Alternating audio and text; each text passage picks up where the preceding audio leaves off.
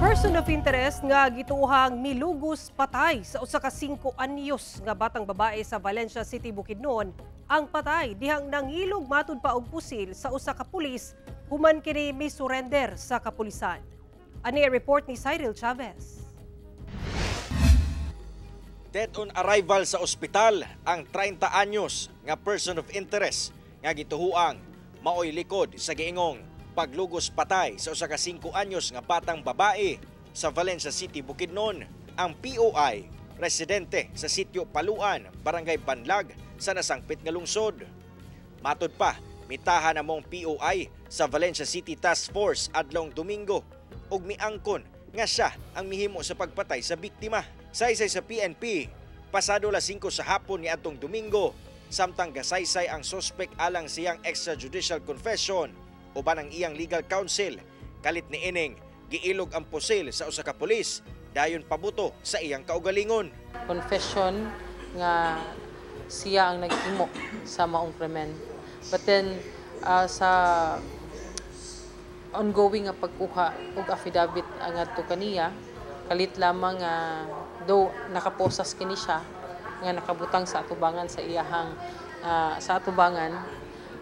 kalit lamang kini ang ipundot niya ang pusil sa ato ang investigator nga maoy nagkuha sa iyaha og affidavit og dito iya kining gipusil sa iya sa bahin sa iyahang ubos sa iyahang chin.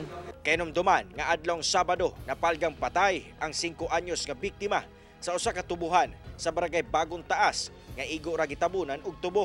Una napalgan ang biktima na panawagan pa sa social media ang pagkawala niini Biyernes sa gabi kung asa ulahi kining nakita sa Oval Grounds sa Valencia City.